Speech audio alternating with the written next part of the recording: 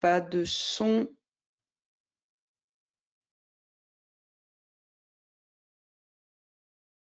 Bon, je vais reprendre. Personne n'a entendu l'introduction, j'imagine. Je pense qu'il y a eu un souci. Effectivement, Stéphanie, bon. Il y a eu un petit décalage sur la diffusion. Donc, c'est bien activé. Donc là, je reprends. Je pense, oui. Depuis le début. Je pense, oui. Pourtant, j'ai bien appuyé sur démarrer la diffusion. Tout était en ligne. Je recommence. Désolée pour ça. Je repars du début. Donc, bienvenue. Désolée pour ce contretemps. Il doit y avoir un petit souci de lancement. Bonjour, je suis Stéphanie Schoen du pôle de compétitivité Actansis, pôle numérique photonique, région Sud et Occitanie. Bienvenue à ce webinaire consacré aux dispositifs régionaux. Et nous aurons donc des intervenants sur ce sujet, plus un témoignage d'une société. Quelques petits points techniques, 3 points techniques. Le webinaire est enregistré, donc vous pourrez en avoir le replay si vous le souhaitez. Les micros des participants sont coupés pour plus de fluidité et moins de bruit ou de nuisances sonores. Et bien sûr, vous avez un module questions qui se trouve dans votre panneau de configuration. N'hésitez pas à poser ces questions, nous y répondrons au fil de l'eau. On passe au sujet donc de la transition écologique. Pourquoi nous nous attachons à ça en tant que pôle de compétitivité numérique et photonique? C'est parce que le sujet du numérique, la photonique, est à la fois une solution, est à la fois un problème. Nous apportons des solutions aux autres, mais nous pouvons aussi créer quelques petits soucis, surtout d'un point de vue environnemental et consommation énergétique, avec des hardwares qui sont consommateurs, bien évidemment, de ressources abiotiques et autres, et du software et du hardware, consommateurs d'énergie. Et bien sûr, tout le monde utilise, enfin, j'imagine, un petit peu d'IA. Donc, il y a quelques besoins aussi en énergie et en hardware du côté des data centers. Alors, 3 objectifs dans les programmes que nous proposons, c'est donner les moyens et les clés pour les entreprises dans le numérique et la photonique, les plus petites, qui ont peut-être moins accès à ces informations, d'engager leur transition, préparer les exigences actuelles et futures, que ce soit en interne, bien sûr, du point de vue des collaborateurs, mais que ce soit aussi en externe sur les parties prenantes. Donc, tous vos partenaires, vos clients, vos financeurs, vos institutionnels, vos investisseurs, si c'est le cas. Et bien sûr, permettre la valorisation et les actions pour engager un début de transition. Pour ça, nous avons des partenaires avec qui nous faisons des différents webinaires que vous voyez ici sur la droite. Et nous avons également, je parle du dispositif dont on parlera tout à l'heure, un dispositif actuellement en cours, c'est pour ça que je cite celui-ci, qui est ouvert jusqu'au 12 décembre, qui est celui de la région Sud.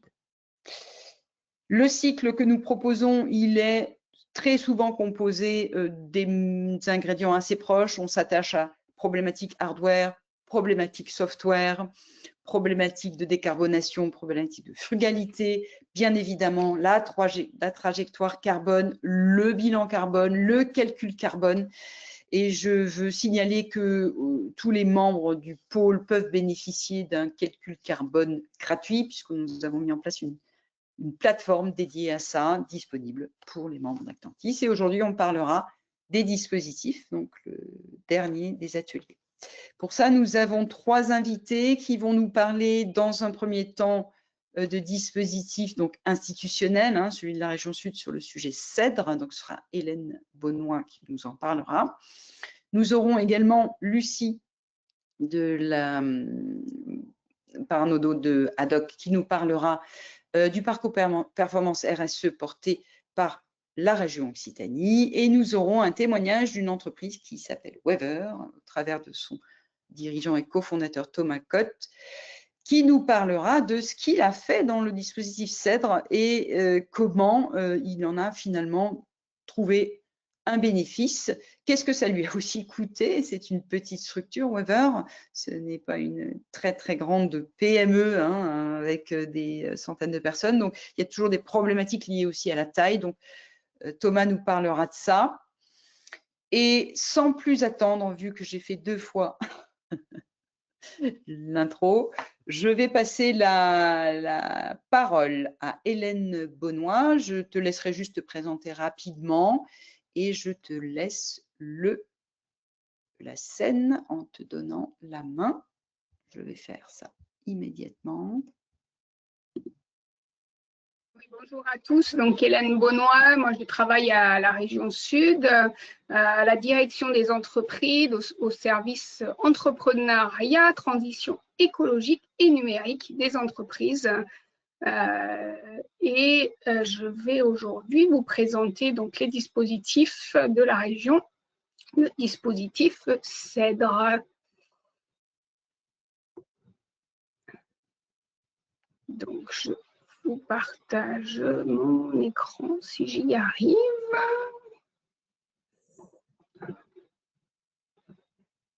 En lançant le PowerPoint, ça devrait le faire, ou le PDF. Voilà, normalement c'est bon. Vous le voyez bien? Parfaitement. Allez, ben c'est parti. Donc, je vais vous parler donc de 3 dispositifs qui s'inscrivent dans la gamme CEDRE, CEDRE premier pas, CEDRE ambition et CEDRE investissement. La gamme CEDRE, je vais vous parler de RSE et pas uniquement de transition écologique. Donc, j'ai remis ce schéma qui commence à dater, mais bon, moi, je l'aime bien quand même parce que ça permet de rappeler un petit peu tout ce qu'il y a derrière la RSE. Et en particulier, quand on parle de CEDRE et l'accompagnement CEDRE, c'est à la fois le volet social et sociétal. Donc, vous allez pouvoir aborder dans le dispositif tout ce qui est recrutement, conditions de travail des salariés, qualité de vie au travail et une enquête auprès des entreprises. CEDRE montre que c'est la première raison pour laquelle les entreprises s'engagent dans le dispositif souvent.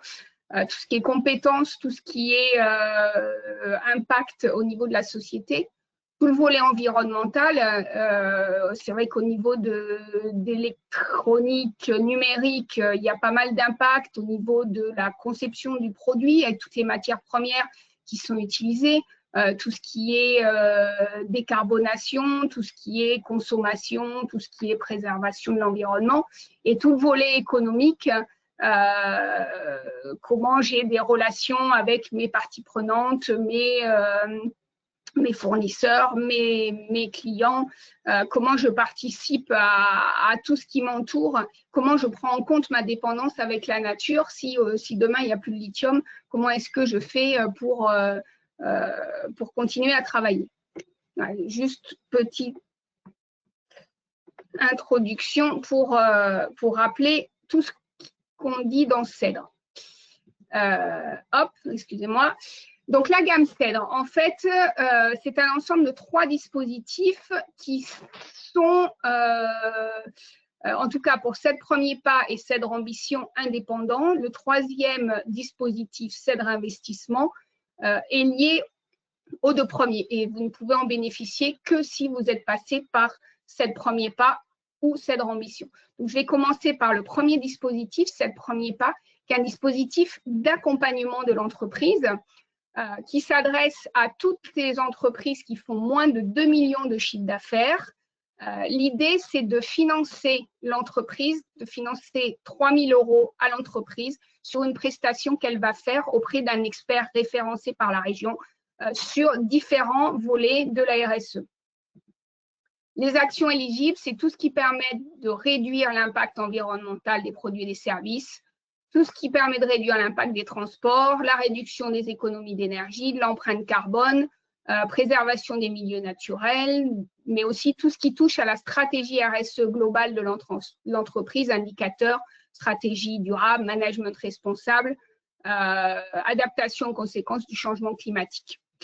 Parmi les membres d'Actantis, j'ai repéré Ludotique qui a bénéficié de CEDRE au premier pas pour structurer sa démarche RSE, par exemple. Donc, avec CEDRE premier pas, vous allez pouvoir financer une partie, par exemple, d'un bilan carbone, de compostage, de mise en place d'indicateurs, d'audit énergie, etc., etc. C'est quand même assez vaste. À partir du moment où on a des actions concrètes qui sont mises en place pour l'entreprise. Donc, concrètement, si vous êtes intéressé, vous allez sélectionner un consultant parmi ceux référencés par la région. Donc, il y a un site avec un certain nombre de référencements. Vous vous faites accompagner par le consultant sur un des champs éligibles. Une fois que la prestation est finie, vous payez le consultant et vous déposez la facture acquittée dans les 6 mois pour avoir cette aide de 3 000 €. Aujourd'hui, on a plus d'une centaine d'entreprises qui ont été accompagnées dans CEDRE sur cette premier pas. Donc, petite prestation, mais quand même intéressante et qui a pour but de faire prendre conscience de l'enjeu pour l'entreprise. Deuxième dispositif, CEDRE Ambition. Alors, je n'ai pas dit, CEDRE premier pas, c'est quelque chose que vous pouvez faire au fil de l'eau quand vous le souhaitez, donc toute l'année. CEDRE Ambition, c'est un dispositif qui est ouvert en ce moment. C'est un appel à candidature annuel qui est ouvert jusqu'au 12 décembre. Donc, sont éligibles les TPE, PME, associations, mais il faut vraiment qu'on reste sur une PME qui est basée en région Provence-Alpes-Côte d'Azur et qui ont à minima 2 actifs. Donc, on peut accompagner des très petits, mais à minima 2 actifs et à minima 2 ans d'existence ou au moins d'un bilan. Qu'est-ce qu'on fait dans CEDRE? Donc, une fois que vous avez candidaté, donc en fait, c'est en ce moment, jusqu'au 12 décembre, la région met à votre disposition des consultants qui ont été sélectionnés par un marché public qui vont vous accompagner à la réalisation d'un diagnostic global RSE, c'est-à-dire qu'on va faire le tour de toutes vos actions et l'élaboration d'un plan d'action en prenant bien en compte vos risques et vos impacts, vos dépendances, et vos impacts sur l'environnement, avec une logique de double matérialité pour ceux à qui ça parle. Une fois que ce diagnostic et ce plan d'action est fait, vous passez devant un comité d'intégration qui valide votre intégration dans la communauté CEDRE et vous êtes suivi, c'est la particularité du dispositif CEDRE Ambition, vous êtes suivi pendant 3 ans, c'est-à-dire que tous les 6 mois, un consultant vient faire le bilan de ce que vous avez fait dans l'entreprise. En parallèle de cet accompagnement, il y a toute une animation de la communauté CEDRE, on a un annuaire, on a des réunions régulières sous forme de webinaires, des rencontres pour vraiment animer la communauté et c'est la force de la communauté CEDRE avec l'échange avec les autres entreprises. L'animation collective, voilà, j'en ai parlé. Je pense que Stéphanie vous diffusera la présentation après le webinaire. Et je vous ai mis un certain nombre de liens avec un annuaire de la communauté. On a dans la communauté tout type d'entreprise, de tout secteur d'activité. Ça va du boulanger en passant par l'entreprise ultra high-tech, en passant par l'industrie. Voilà, c'est très, très varié et très, très riche. Je vous ai mis là, par exemple, donc un extrait de l'annuaire avec les membres Actantis, en tout cas ceux que j'ai repérés, Kista, Eva, Kinomic et Weaver, qui va témoigner tout à l'heure. Donc, je l'ai dit, si vous êtes intéressé, c'est avant le 12 décembre, sinon il faudra attendre l'année prochaine. Troisième dispositif, je passe rapidement, CEDRE Investissement. Donc, CEDRE Investissement, c'est une subvention d'investissement qui va être possible pour les entreprises qui sont passées par CEDRE Premier Pas. Dans ce cas-là, ça va être une subvention de 7 000 € pour un montant minimum de dépenses de 10 000 €, mais c'est fixe. Pour les entreprises qui sont passées par CEDRE Ambition, donc plus ambitieuses, on va pouvoir aller jusqu'à 100 000 € de subvention en investissement. Donc, les investissements éligibles, c'est tout ce qui est investissement matériel ou immatériel, mais qui sont amortissables. Donc, on va enlever, on ne va pas retenir tout ce qui est dépenses de fonctionnement, par exemple. Qui doivent être liées à l'accompagnement qu'a eu l'entreprise, qui favorisent la transition écologique ou l'amélioration des conditions de travail. Et on va prendre en compte aussi tout ce qui est études préalables à des investissements. En exemple qu'on a souvent, c'est tout ce qui est rénovation énergétique de bâtiments, tout ce qui est équipement économe dans votre outil de production ou dans votre outil de tous les jours, économes en énergie, qui vont permettre de générer d'utiliser moins de matière, de générer moins de déchets. On va pouvoir avoir peut-être dans votre secteur des licences, mais qui vont être achetées et qui vont pouvoir permettre de diminuer l'impact environnemental ou de suivre des consommations, voilà, toujours en lien avec un impact environnemental. Et tout ce qui va permettre d'améliorer les conditions de travail également. Dans les exclusions, tout ce qui est véhicule électrique, bande de recharge, installation photovoltaïque, pour lesquels nous avons des dispositifs dédiés, que je vous ai mis juste après. Je passe dessus, mais simplement, vous aurez les liens vers ces dispositifs qui sortent de celle-là. Et je voulais juste, et je terminerai là-dessus, vous parler du portail du réseau régional de l'économie circulaire, réseau-précis.org. Je vous invite vraiment à vous y connecter. C'est une mine d'or d'informations. Si le sujet de l'économie circulaire vous intéresse, et j'espère qu'il vous intéresse, je vous ai mis par exemple sur la gauche, juste avec un mot-clé numérique, on voit qu'il y a pas mal de choses avec des programmes de sobriété numérique, mais il y a aussi des choses sur l'économie de matière. Voilà, il y a vraiment pas mal de choses. Vous pouvez vous inscrire gratuitement et c'est vraiment une mine d'or. Et je vous ai mis pour finir notre contact à la région Sud. On est 3 dans l'équipe transition écologique avec un mail dédié. Donc, n'hésitez pas si vous avez des questions. Est-ce qu'il y a des questions parmi les auditeurs sur CEDRE, un des dispositifs de CEDRE, puisqu'il y en a 3. Juste une question, Hélène, j'en profite. Dans les éligibilités des dépenses sur CEDRE investissement, est-ce qu'il peut aussi y avoir de l'aide pour que justement les entreprises se transforment dans, par exemple, leur éco-conception ou pas du tout? Par exemple, s'ils veulent se former, s'ils sont obligés de changer de type de matériaux, s'ils engagent un cycle de recyclabilité avec un partenaire qui va recycler leurs produits. Est-ce que tu penses que ça, c'est pas forcément amortissable, hein, c'est de la dépense, donc si la règle c'est l'amortissable. C'est vraiment une règle d'amortissable qu'on retrouve dans les comptes en tant que quelque chose d'amortissable. D'accord. Par contre, si au-delà de l'étude, l'entreprise a des équipements nécessaires pour justement changer sa gamme parce qu'elle se rend compte qu'il faut qu'elle fasse différemment, à ce moment-là, oui, ça pourrait être éligible. Oui, par exemple, effectivement, s'ils assemblent ou construisent d'une certaine manière et qu'ils changent la façon de faire, ça pourrait peut-être être éligible. Ça va plus être des aides de l'ADEME qui, sur l'éco-conception, ont quand même pas mal de dispositifs. Okay. En termes d'études de faisabilité, ce genre de choses. Très bien. Alors, on a une petite question de Marc. Peut-on avoir le lien vers l'outil de recherche ici? Ben oui, on va vous l'envoyer. Aldric, est-ce que tu pourrais le prendre, le lien?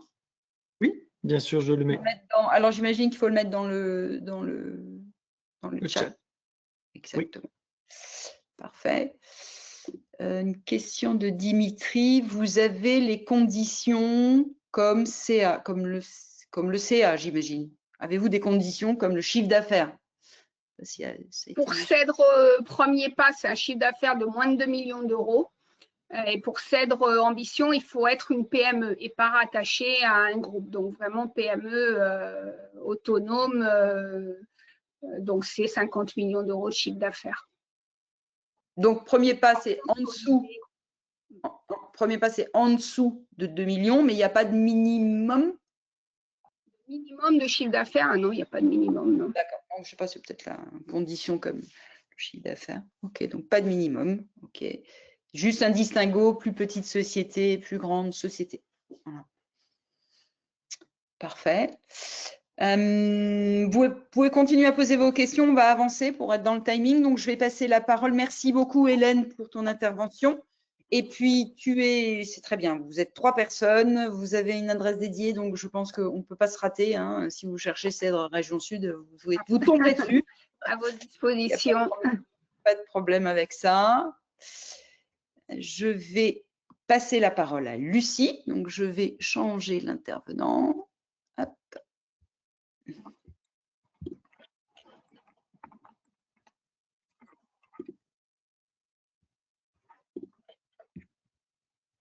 Lucie, je viens de passer bon. le… Je récupère au vol. Voilà, parfait. Est-ce que c'est bon? Oui, on voit bien. Ok, je me décale tout ça pour que ce soit un peu plus confortable. Non, ça n'est pas. Je n'arrive pas juste à afficher mon… Juste une seconde, Lucie. Philippe, je vois que tu as levé la main. C'est pour poser une question à l'oral. Philippe Guenbeau. Attends, je vais ouvrir le son de Philippe. Est-ce que c'est bien ça, Philippe? Tu as levé la main? Non, non, non. Je ne sais pas si tu m'entends. Je t'entends, on t'entend. Oui, non. C'était tout à l'heure quand j'avais pas de son du tout. Ok. C'était au tout Parfait. début de la séance. Ouais. Recoupe ton micro hein, pour éviter des problématiques. Vas-y. Parfait. Lucie. On est bon? Ok, Ouais. je lance. Donc bonjour à tous. Moi, j'ai été présentée rapidement. Donc je m'appelle Lucie. Je suis chargée de mission RSE au sein de l'Agence régionale de développement économique, ADOC, qui donc déploie pour la région Occitanie sa politique de l'EVECO. Je vais faire une présentation rapide, mais en 3 temps. D'abord, rapidement revenir sur la politique régionale. Ensuite, vous faire un focus sur le dispositif Parcours Performance RSE qu'on déploie au niveau de l'agence, avec le concours de la région, bien sûr. Et ensuite, sans rentrer non plus dans le détail, mais je survolerai rapidement les dispositifs qu'on flèche en général aux entreprises sur l'ensemble de ces sujets-là. Et comme Hélène, effectivement, on ne parle pas uniquement de la transition environnementale écologique, on parle bien de RSE et donc on inclut la dimension sociale, nous aussi. Alors, rapidement, pour vous expliquer un petit peu ce que fait la région Occitanie, il y a 2-3 ans maintenant, la région a décidé de mettre en place le plan pour la transformation sociale et écologique des entreprises qui se compose de 4 sujets phares, on va dire. Elle permet aux entreprises d'abord de diagnostiquer leurs impacts positifs et négatifs avec la mise à disposition d'un outil, un autodiagnostic d'impact qui s'appelle l'Impact Score, qui a été créé par le mouvement Impact France au niveau régional. Et donc, la région a décidé de s'en emparer et de le mettre à disposition de toutes ces entreprises pour systématiser en fait la réflexion sur leurs impacts. On y reviendra après, mais c'est un dispositif qui aujourd'hui est obligatoire pour toute demande d'aide financière. Il n'y a pas de corrélation entre le montant de l'aide octroyée, il y a juste une obligation de remplir l'autodiagnostic. Voilà. Ensuite, deuxième niveau du plan pour la transformation, la question de l'orientation des entreprises, une fois qu'elles ont identifié leurs points forts, leurs points faibles surtout. L'idée, c'est de pouvoir trouver le bon dispositif, soit financier, soit d'accompagnement pour travailler ces différents sujets. Et donc, la région a mis en place une cartographie des offres d'accompagnement qu'elle appelle la boussole de l'impact. Vous retrouverez tous les liens de ce que j'évoque via le QR code qui est sur la slide. Et là, vous retrouvez donc dans cette cartographie les différents partenaires sur les différents sujets de l'impact, que ce soit la stratégie globale de l'entreprise de transition, que ce soit sa transition purement environnementale, sociale, et puis tous les sujets aussi de partage du pouvoir et de la valeur, donc de la gouvernance de l'entreprise sur ces questions-là. Donc là, il y a une vingtaine de partenaires qui sont fléchés par la région et plus que ça de dispositifs. Je ne vous en fais pas le détail là parce que ça serait long, mais du coup, il y aura l'aperçu des dispositifs, des principaux dispositifs de financement à la fin de la présentation.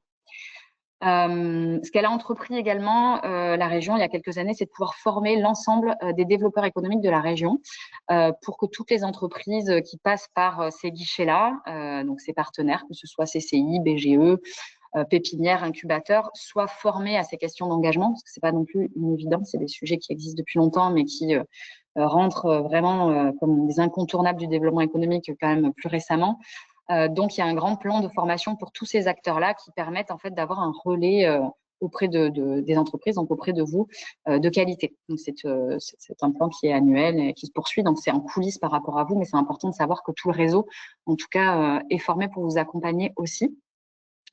Et puis, bien sûr, dernier levier, on en parlera à la fin, l'ensemble des dispositifs de financement qui existent aujourd'hui auprès de la région Occitanie ont été quand même complètement orientés vers la transformation des entreprises, c'est-à-dire qu'aujourd'hui, la région ne finance quasiment que de la transformation, alors également digitale et industrielle, mais le triptyque, c'est surtout écologique et social. Donc, on le verra aussi sur les dispositifs proposés. Donc ça, c'est l'approche politique régionale. Nous, là-dedans, on est venu en complémentarité de ces différents outils pour aider les entreprises à transiter rapidement, en tout cas à faire les premiers pas qui sont parfois souvent complexes. On est de plus en plus sensibilisé à ces enjeux-là. Par contre, savoir par quel bout on le prend, notamment pour les quand même plus petites structures, c'est pas une évidence.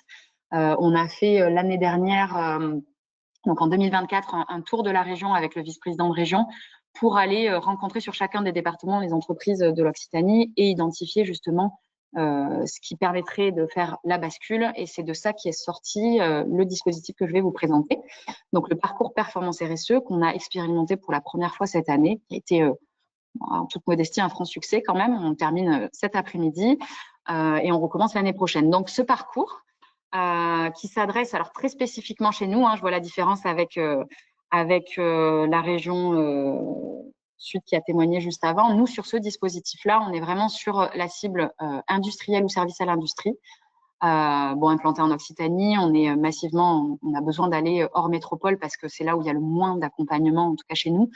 Et puis, on est sur des entreprises qui vont compter entre 110 et 100 collaborateurs. Là, sur cette année, on était sur 20 à 50.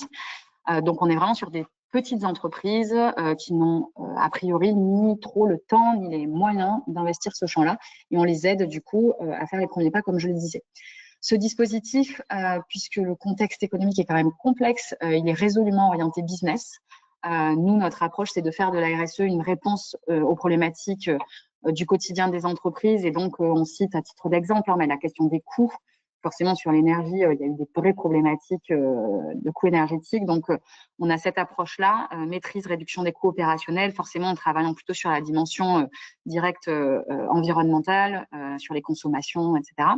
On a une approche attractivité de l'entreprise. On l'a dit juste avant, la question du recrutement dans le milieu industriel est de plus en plus complexe. Donc, du coup, et c'est d'ailleurs la première problématique qui ressort aujourd'hui, sur laquelle on arrive à trouver des réponses à travers la RSE.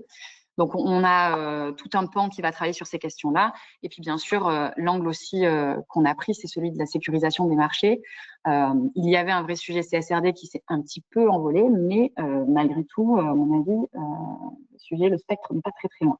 Donc, on a un vrai sujet aussi sur la sécurisation des marchés et la RSE peut et doit répondre, en fait, pour nous, en tout cas, à ces questions-là, pour qu'elles soient exploitées vraiment par les dirigeants, par vous, comme quelque chose intégré à la stratégie et au quotidien. Alors, comment ça se déroule, ce programme sur 8 mois, ce qu'on propose, en fait, c'est une alternance de temps collectif et de suivi individuel par les chargés d'accompagnement de l'agence, qui sont à la base des généralistes et qui, du coup, progressivement se sont formés à tous ces sujets-là pour venir sécuriser les entreprises. On est sur une approche collective territoriale, ça se voit pas sur cette slide. On a des grades d'entreprises qui sont formés sur 4 secteurs géographiques qu'on a découpés au niveau de la région pour permettre aux entreprises justement sur ces temps collectifs de se retrouver, d'échanger des bonnes pratiques, des problématiques tout simplement aussi, puis des contacts ou autres. Donc on est vraiment sur cette double dimension collective individuelle et sur tout triptyque territorial. Ce qu'on propose sur les 8 mois pour être en accéléré, mais pouvoir être quand même sur de l'opérationnalité, c'est de traiter d'abord un diagnostic personnalisé pour les entreprises, donc de définir vraiment quelles sont leurs priorités stratégiques, comme on l'a vu tout à l'heure, on vient affiner les enjeux plutôt business de l'entreprise et derrière compléter avec des sujets RSE. Sur un deuxième temps, on va venir travailler à partir du diagnostic un plan d'action. Alors, je m'ai simplifié parce qu'effectivement, on n'a pas l'ambition, et c'est pas l'ambition du parcours, de faire quelque chose de très complexe, de très abouti. On est vraiment sur les premiers pas, encore une fois, je le répète. Donc, on travaille ce plan d'action accessible pour les entreprises. Et dernier élément du parcours qui nous semblait quand même primordial. Et pour être honnête, le parcours s'est construit progressivement cette année pour coller vraiment aux besoins des entreprises. Ça a vraiment été une expérimentation terrain avec beaucoup d'itérations. On travaille sur la valorisation de tous les engagements RSE. Comme je disais, sécurisation des marchés oblige. On les aide à produire un rapport RSE. Alors pareil, simplifié, simple, accessible, mais du coup, quelque chose qui permette quand même de faire foi à la fois devant les clients, bien évidemment, mais aussi les banques et autres parties prenantes. Donc, on travaille vraiment sur ces trois sujets-là, diagnostic, plan d'action et rapport RSE. Et les rendez-vous individuels viennent sécuriser un petit peu la démarche tout du long. Je le disais sur les modalités, 8 mois, 3 journées collectives de rendez-vous individuels et la précision, effectivement, c'était les 4 grappes qui se composent environ d'une quinzaine d'entreprises. Ce parcours, alors cette année, on l'a construit avec 2 cabinets experts en performance financière, extra-financière. On était avec KPMG et Altermes. L'année prochaine, on repart avec uniquement Altermes. Et puis, c'est un parcours surtout, important de le dire, qui est 100% pris en charge par la région Occitanie. Donc, il n'y a vraiment pas de coût, pas de reste à charge pour les entreprises. C'est de l'accompagnement qui se veut purement stratégique sur ce niveau-là. Et puis derrière, bien évidemment, l'agence fait tout le job d'orienter vers les dispositifs financiers qui vont venir aider à déployer l'ensemble des actions qui sont, enfin l'ensemble, celles qu'on peut en tout cas, inscrites au plan d'action. Donc, à la fin de ces 8 mois d'accompagnement, l'entreprise ressort avec un diagnostic qui lui appartient, qui lui est propre, un plan d'action à déployer, son rapport RSE et puis bien sûr un réseau de pairs. On est en démarrage, mais c'est vrai que ça nous fait réfléchir sur ces questions de communauté, puisque maintenir le lien entre des dirigeants qui ont aujourd'hui tissé et nourri des contacts, voire des collaborations, on se questionne, mais voilà, on n'en est pas encore là. Vous voyez bien que je vous présente quelque chose qui est encore en construction. Et j'en ai fini pour le parcours, en l'occurrence. Du coup, on prendra les questions à la fin. Je peux enchaîner sur les différents dispositifs. Alors, comme ma collègue, je ne vais pas tous les détailler. Vous aurez le support. L'idée, c'était de vous montrer qu'en fait, sur la partie sociale, environnementale, on retrouve pas mal de choses, études, investissements matériels. Donc, au niveau de la région, sur la partie transition plutôt sociale, organisationnelle, on retrouve le dispositif PASS-RH ou le dispositif contrat RH, qui sont un petit peu les mêmes, mais qui sont du coup forcément le contrat RH un peu plus engageant, avec des dépenses plus conséquentes, pour venir vraiment travailler le projet d'organisation interne et de mutation de l'organisation sociale de l'entreprise.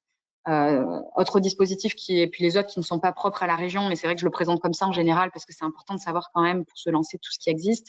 Les dispositifs de l'assurance maladie et donc de la CARSAT sur tout ce qui est pour l'industrie forcément très important, TMS ou autre, on a quand même des aides qui sont disponibles et qui sont assez intéressantes, qui sont souvent plébiscitées, en tout cas pour les entreprises industrielles occitanes. Et ensuite, OPCO, AGFI, France Travail, voilà, je vous ai mis des choses un petit peu à titre d'exemple. Sur le volet environnemental, donc je disais d'abord la phase études et conseils. Donc ma collègue en a parlé, BPI, ADEME qui propose pas mal de choses à la fois sur la question des consommations, des différents flux, énergie, matière, eau, etc., déchets. Le diag éco-conception sur, vous l'avez évoqué, et là on est hors cible industrielle, on est au sens large.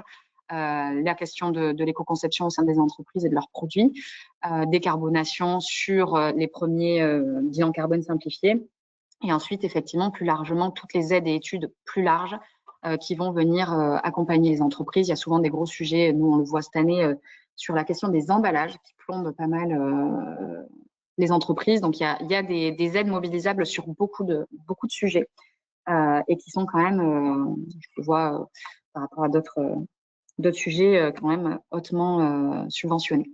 Donc en général, 60 à 80%. Sur la partie investissement, toujours au niveau de l'ADEME, des carbes flash, donc pour accompagner les investissements, notamment en matière de récupération de chaleur fatale, efficacité énergétique et autres. Le fonds chaleur, pour tout ce qui va être transition sur la chaleur renouvelable. Et puis, on retrouve aussi, puisque le sujet de l'eau dans l'industrie est un vrai sujet, l'agence, je me suis trompée sur le logo, les aides de l'agence de l'eau qui, pareil, peuvent aller jusqu'à 60% pour travailler sur la réduction des pollutions, l'économie et le recyclage de l'eau, notamment des eaux pluviales, etc. Et ensuite, vous avez à droite le fonds vert, VTE vert. Il y a aussi des financements pour embaucher des gens qui peuvent, au sein de vos entreprises, travailler sur les questions de transition énergétique. c'est pas un petit sujet parce qu'on le voit bien, la question de la ressource humaine est un sujet qui se pose souvent en fonction de la taille des entreprises. Donc voilà, et puis bon, le dispositif CEE, que vous connaissez certainement. Au sens plus large, je reviens sur les dispositifs de la région Occitanie qui embrassent à la fois le champ environnemental et social. On va retrouver dans notre région donc le pass transformation écologique, qui ne prend pas que de l'écologie d'ailleurs, parce qu'il y a aussi de la digitalisation, mais on va venir sur des, entre guillemets, petits montants. On est sur 10 000 euros maximum de subventions, donc 20 000 euros de dépenses éligibles pour des travaux d'amélioration type production de chaleur, froid, gestion de l'eau, etc., tous ces sujets-là. Donc là, on est plutôt sur des petites entreprises, 20 salariés maximum. Le contrat entreprise d'avenir, puisque c'est toujours en poupée russe, qui est pour les du coup, plus grosses entreprises, avec une subvention qui est plus faible par contre, mais qui va venir accompagner, alors là, beaucoup plus largement le projet stratégique de transformation de l'entreprise. Le contrat 3S encore pour les plus grandes entreprises, pour les dépenses minimum de 4 millions d'euros. Donc là, c'est vraiment les projets qui sont encore plus conséquents. On inclut aussi la R&D là-dedans.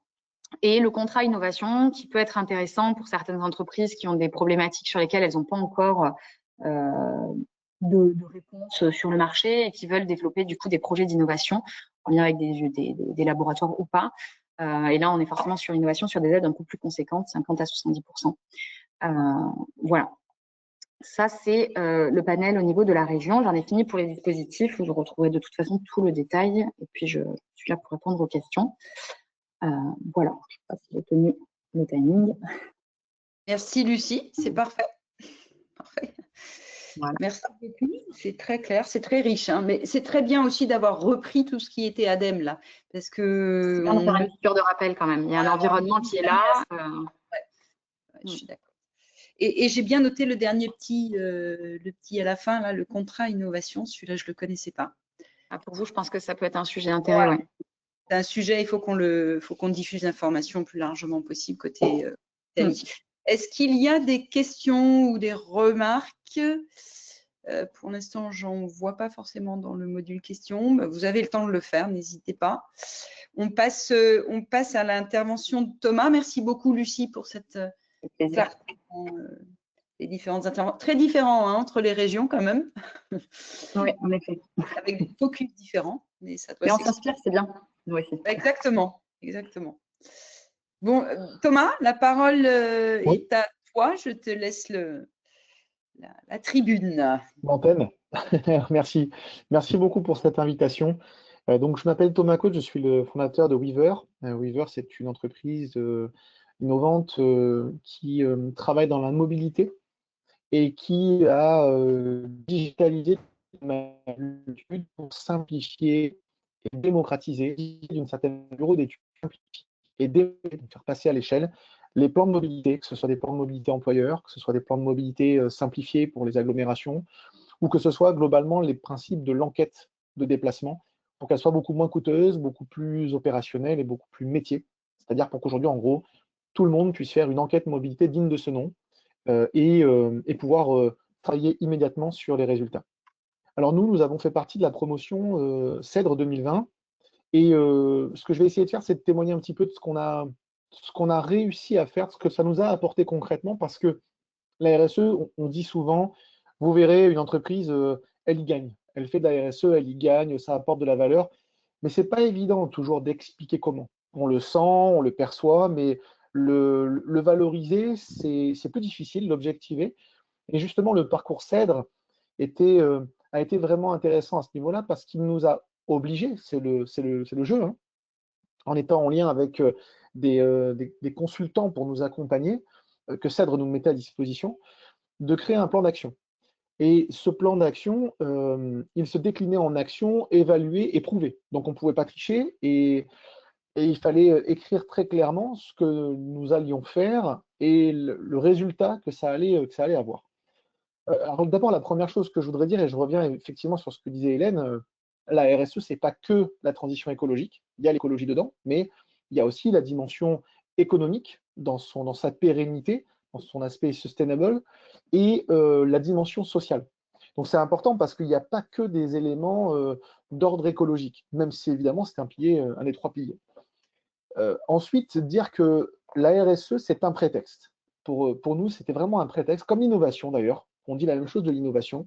C'est-à-dire qu'il faut trouver dans la RSE une manière de créer de la valeur et de créer de la richesse au sens noble du terme pour l'entreprise et pour ses objectifs.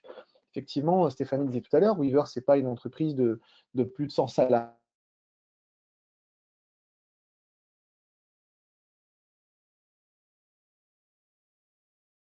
On est un peu coupé, je ne sais pas si tout le monde a la même chose. Oui. Thomas ne t'entend plus et on ne te voit plus, tu es figé.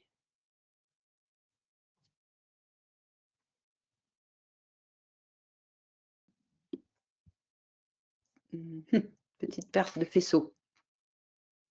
Thomas, est-ce que tu nous entends?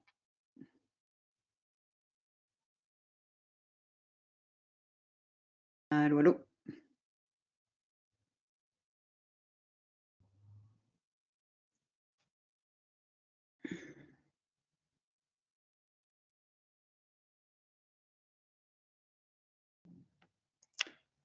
Thomas, je vais lui faire un petit message. Désolée pour cette interruption de signal, comme on dirait. Je vais faire un petit message à Thomas par téléphone.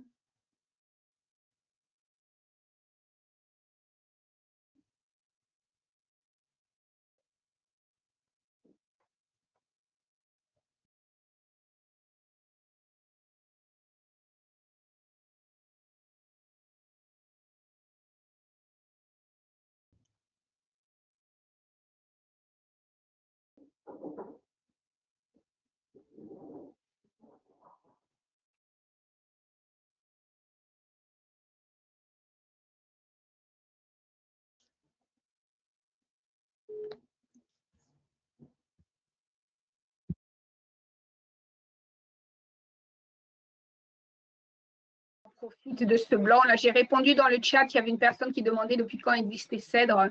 Donc 2012, donc on a une ancienneté, c'est un dispositif qu'on a réussi à poursuivre. Bon, je meuble, hein, excusez-moi. Non, mais c'est très bien, c'est moi qui avais posé la question, Lucie, du coup. D'accord. Ok. Donc, et on a aujourd'hui plus de 300 entreprises qui sont encore actives dans la communauté, vu qu'on a toujours des entreprises, en 2012 pas trop, mais plus depuis 2016, Oui. qui viennent toujours dans la communauté.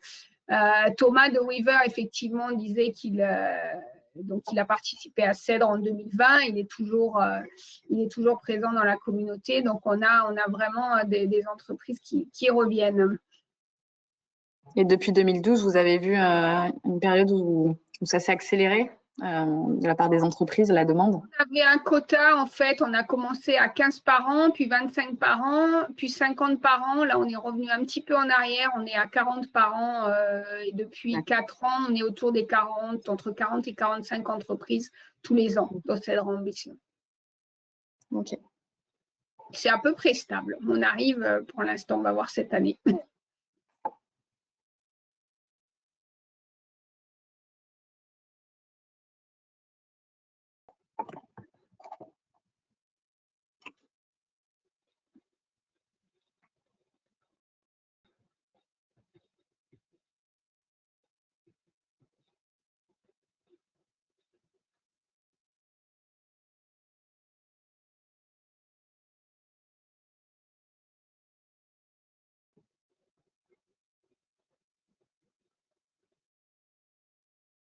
Moi, je continue. Et sur Occitanie, Lucie, vous me corrigez, mais il y a le pendant de notre portail régional de l'économie circulaire, réseau-précis. Donc, je ne sais pas comment il s'appelle en Occitanie. Tout à fait. Cyclope. Voilà, Cyclope. C'est vrai que c'est compliqué de tout détailler. Nous, au niveau de l'agence, on est répartis. En fait, on a des collaborateurs sur chacun des départements de la région qui sont les portes d'entrée pour les entreprises et leur indiquent effectivement tout l'écosystème activable. Il y a beaucoup de choses. Donc voilà. On le lien notamment avec les acteurs de la plateforme.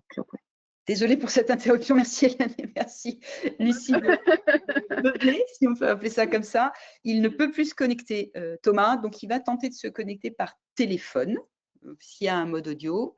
On va juste voir si on le voit arriver.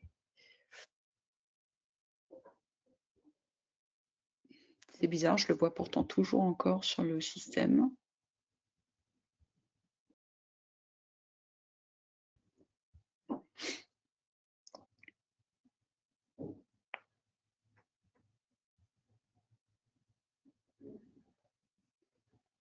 Des entreprises, en tout cas, sur ces dispositifs, CEDRE ou d'autres, c'est que c'est un moyen pour eux d'impliquer leurs salariés autour d'une motivation commune. Nous, je sais que les consultants viennent dans l'entreprise et font souvent des réunions avec l'ensemble des salariés ou au moins toute une partie pour les plus grosses. Et c'est vraiment un bon moyen d'impliquer. Est-ce que vous m'entendez? Oui, on t'entend. De Voilà, loin. alors écoutez, j'ai un problème simplement pour me reconnecter à l'outil de webinaire. Est-ce que vous m'entendez bien comme ça? Oui, ça marche. En tout cas, moi, je t'entends bien. Bon, je vais poursuivre du coup mon retour d'expérience. Je ne partageais pas de slide de toute manière, donc je vais vraiment poursuivre sur la manière dont on fait ce retour d'expérience. Donc, est-ce que vous m'avez entendu jusqu'à ce que l'on parle de ce que ça coûte en termes de RSE? On a entendu jusqu'à la taille de l'entreprise, c'est-à-dire, tu disais Voilà, c'est ça. effectivement qu'est-ce que ça apporte. Donc, je disais que, voilà. effectivement, que Weaver n'était pas une structure de plus de 100 salariés et qu'à ce titre-là, eh bien, il avait fallu faire en sorte que ce plan d'action s'inscrive complètement dans les ressources que nous avions et dans, je dirais, les objectifs que nous devions remplir. Alors, peut-être que déjà, la première chose, c'est comment est-ce qu'on a pu utiliser, in fine, ce plan d'action. Et après, je le déclinerai un petit peu pour donner des exemples de ce que nous avons fait. Ce plan d'action, on a pu l'utiliser en le valorisant d'abord sur toutes nos présentations commerciales. Puisqu'aujourd'hui, systématiquement, quand on a... vous m'entendez toujours, hein, vous me le confirmez? Vous m'entendez? Oui, on entend. Oui. On entend. Oui, tout à fait. Donc aujourd'hui, systématiquement, quand on fait une présentation Weaver, en fait, le logo CEDRE apparaît et ça nous permet d'expliquer ce que c'est que ce logo et donc la démarche dans laquelle l'entreprise s'est engagée il y a maintenant plusieurs années. À titre d'exemple, on a rejoint la communauté du Code Vert de BPI, notamment en mentionnant le fait qu'on s'était engagé dans ce dispositif CEDRE. Et dans certains appels d'offres auxquels nous répondons aujourd'hui et puis même par le passé, eh bien, dans les exigences d'engagement en matière de RSE, eh bien, ce label CEDRE intervient vraiment comme un gage de confiance et de crédit, d'autant qu'il nous permet ensuite d'expliquer ce que nous avons fait, puisque CEDRE, c'est pas uniquement un accompagnement, c'est aussi un plan, et ce plan, il est très concret pour nous. Alors, on a remporté également des prix dans la foulée, et on a été notamment lauréat du prix de l'impact en fait en entreprise par la Chambre de commerce et d'industrie d'Île-de-France sur un concours national sur lequel nous avions candidaté. Donc ça nous a réellement permis de nous valoriser. D'un point de vue de l'entreprise et de son fonctionnement, du plan d'exécution, je vais donner des exemples en fait de ce que ça nous a concrètement permis de faire. La première chose, par exemple, que ça nous a permis de structurer, ça a été une action sur laquelle en fait l'objectif était d'intégrer les besoins de compétences de l'entreprise et les souhaits de formation des collaborateurs, collectés notamment lors des entretiens. Ça peut paraître évident, mais ça l'est pas forcément. On se dit tous que oui, bien évidemment, on veut faire monter en compétences nos collaborateurs, mais c'est jamais le moment, c'est jamais le bon mois, c'est jamais la bonne année, puis finalement, on arrive à plusieurs années sans avoir fait monter en compétences les collaborateurs. Donc là, cette action-là, par exemple, elle nous a permis de structurer cette volonté, de la positionner dans les entretiens annuels, de nous obliger en fait à proposer à nos collaborateurs, enfin nous en tant que dirigeants, de leur proposer des formations qu'ils ont fait et qui concrètement se sont traduites par des montées en compétences qu'on a pu objectiver, notamment sur des outils soit basiques, soit sur des sujets en particulier. Un autre exemple qui a été assez concret pour nous, ça a été le fait d'établir un argumentaire relatif aux apports de notre entreprise en matière de RSE, justement, de responsabilité sociétale des entreprises. Parce qu'en fait, on en parlait beaucoup, ça nous paraissait à tous évident, puisque Weaver fait de la mobilité, donc de la décarbonation.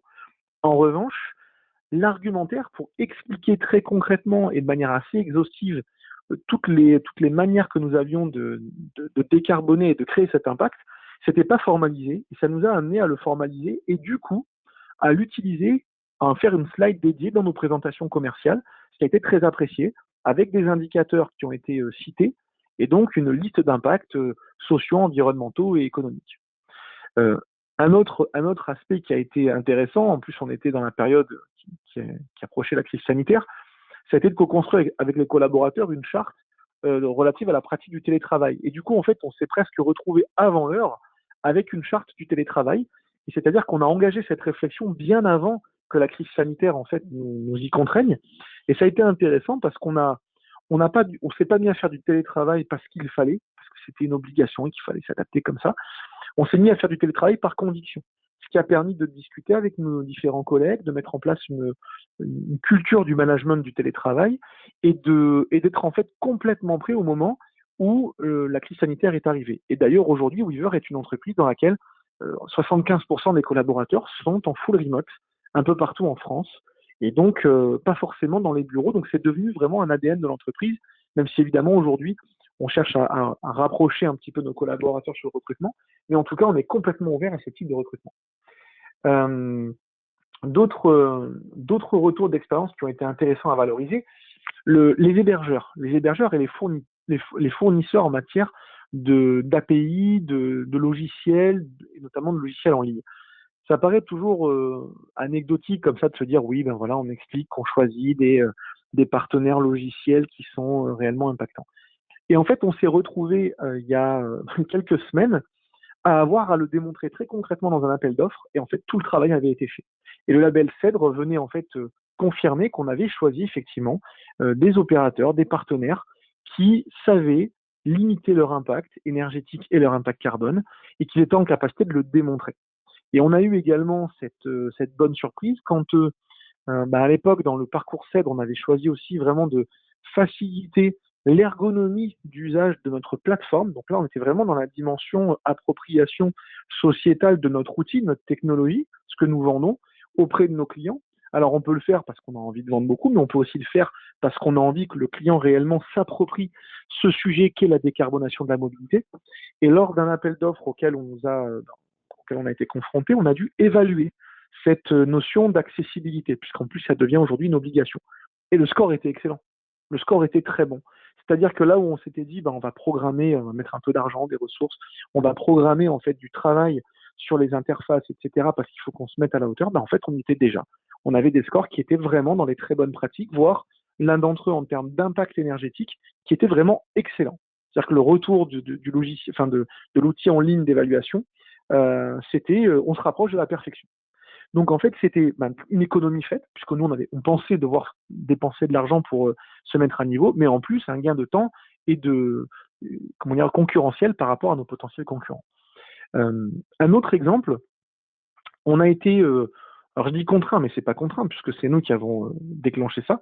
Il a été nécessaire de prouver en fait la manière dont on faisait nos évaluations d'impact carbone. Et donc, on s'est beaucoup plus, professionnalisé sur les liens avec la base carbone de l'ADEME, avec les indicateurs, BGS, comme on les connaît aussi. Et on a profité de cette étude que l'on a fait pour l'expliquer à nos clients. C'est-à-dire que faire en sorte que nos clients puissent comprendre très précisément comment nos algorithmes allaient chercher des indicateurs ADEME, de quelle manière, et pour faire un bilan carbone en matière de mobilité. Donc ça aussi, c'était quelque chose qui était extrêmement intéressant. Un aspect également qui peut toujours paraître, quand on le lit au début, un peu comme ça, anodin, c'est définir les valeurs, la vision et la mission de l'entreprise avec les salariés au moyen de méthodes collaboratives. En fait, ça a été extrêmement important parce que ça nous a permis de professionnaliser et vraiment de réussir nos recrutements ensuite. Puisque en élaborant la vision et les missions de l'entreprise, on a pu orienter nos entretiens sur les moteurs d'action des candidats, sur la base en fait de ces valeurs qui étaient décrites dans cette charte, dans ce travail que l'on a fait avec nos collaborateurs, et ça nous a permis aussi d'évaluer tout de suite la compatibilité avec les personnes de l'entreprise et de notre groupe. Ça nous a permis de mettre en place des modes de recrutement en 3 étapes, avec d'abord un entretien préalable, puis un entretien avec un cercle resserré, et enfin avec l'ensemble du groupe, et de mettre en place une méthode où en gros, quand on recrute quelqu'un, cette personne s'engage à faire réussir le groupe, mais le groupe s'engage aussi à faire réussir cette personne. Et ça a été des recrutements qui ont duré, puisque globalement, l'accord team de Weaver est resté pendant plusieurs années, et c'est encore le cas, issu de ces entretiens. Et peut-être, enfin, pour clôturer sur un dernier élément, dans le plan d'action, il nous était également demandé d'identifier les contenus à proposer pour l'accompagnement client à l'utilisation de notre plateforme, et notamment au SAV. Au début, quand on monte une plateforme, on se dit, bah, elle fonctionne très bien, il n'y aura pas besoin de SAV parce que de toute façon, tout va bien. Puis quand on commence à avoir un très grand nombre de clients, plus d'une cinquantaine, plus d'une centaine, on se rend compte qu'en fait, il y a toute une multitude de sollicitations qui arrivent parce qu'il y a des problèmes qui viennent aussi de la scalabilité et du fait de monter en charge. Et puis, il y a aussi des demandes d'évolution, des demandes de compréhension. Et ça nous a amené à professionnaliser la manière dont on gérait ces retours.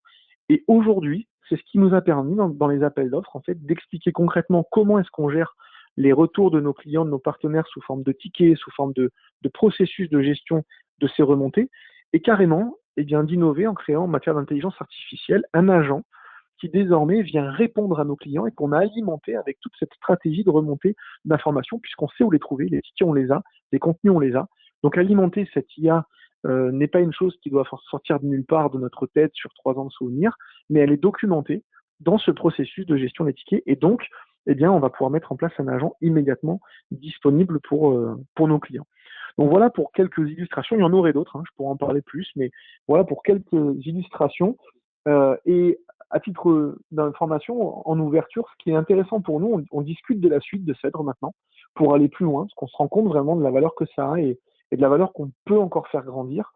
Et aujourd'hui, il y a un aspect très intéressant, c'est que, et on en discutait avec Hugues, donc quand on a eu ces échanges récemment, on s'est dit, mais en fait, est-ce que Cèdre est prêt à venir maintenant s'engager sur la notion de frugalité de l'intelligence artificielle? Parce que nous, aujourd'hui, on va faire de plus en plus d'IA, et ce qui a permis à Weaver notamment d'être lauréat France 2030 sur un projet IA très innovant et à dimension internationale, c'est la frugalité de notre IA. C'est-à-dire l'engagement qu'on va faire le moins de requêtes possible, qu'on va dépenser le moins d'énergie, qu'on va polluer le moins possible, tout en ayant une donnée d'une précision et d'une prédiction la plus intéressante, la plus fiable possible. Et aujourd'hui, on n'est peut-être pas encore prêt à ça, mais nous, aujourd'hui, c'est ça qu'on va aller solliciter. C'est pas un investissement dans du matériel ou du hardware, ça va être de voir comment on peut nous aider et nous accompagner sur cette frugalité de l'IA pour pouvoir continuer à garantir que nos algorithmes, notre intelligence artificielle que l'on crée, eh bien, elle respecte ces valeurs et qu'elle s'inscrit dans la continuité de ce plan d'exécution. Voilà, j'espère que malgré le fait que mon image n'est plus à l'écran, ce que j'ai dit était assez clair et surtout pour aider chacun à trouver peut-être encore plus de motivation ou des cas concrets pour s'engager dans ces parcours. Merci Thomas, c'est très clair. Moi, j'ai tout noté. Vite, parce que tu parles. Mais non, c'est dans un quart d'heure. Très, très clair. On a eu quelques couacs aujourd'hui. On n'est pas du niveau d'Airbus. Il y a peut-être eu des radiations solaires sur l'outil. Mais non, j'ai bien noté tout ça. Et surtout, il y a un petit message là. Merci pour le message de la fin. Pour les régions. Et je te rejoins sur le sujet de la frugalité. On va devoir s'en préoccuper depuis le début, puisqu'on est un peu au début quand même. Alors, pas pour les entreprises du numérique, qui, elles, sont un peu plus avancées, mais pour on va dire, l'ensemble des acteurs économiques. Tout le monde n'a pas encore adopté l'IA, mais je ne pense pas que ça ne se fera pas. Peut-être un petit message aux régions, effectivement, ce sujet-là. Comment tout le monde, et ça concernera tout le monde, dans le cadre des programmes RSE ou performance, intégrer cette notion de, il va falloir bien réfléchir à comment on sensibilise et comment on mesure ce sujet, parce qu'aujourd'hui, c'est très difficilement mesurable. Et on ne peut pas encore éduquer, c'est normal, on est en phase d'accélération sur le sujet IA, on ne peut pas encore éduquer le client ou l'utilisateur pour lui dire, mais finalement consomme, mais ne consomme pas trop. Donc, c'est toute la complexité aujourd'hui sur ce sujet d'IA. Mais c'est une super conclusion. Donc, on vous donne le point côté région Occitanie et région Sud pour les futurs programmes. Et on sera là d'ailleurs pour vous aider à les bâtir si besoin. Merci beaucoup Thomas, merci beaucoup Hélène et Lucie. Désolée pour les tout petits couacs du démarrage où la machine n'est pas partie et puis d'un problème de connexion au bout d'un certain temps. Les replays seront disponibles en général dans l'après-midi ou le lendemain, en général 24 heures, pour que les machines fonctionnent. Et puis, si vous avez quelques minutes pour remplir un petit questionnaire, ce serait super. Il va vous arriver directement pour les auditeurs. Et merci encore pour votre intérêt sur ce sujet. À très bientôt et bonne fin de journée.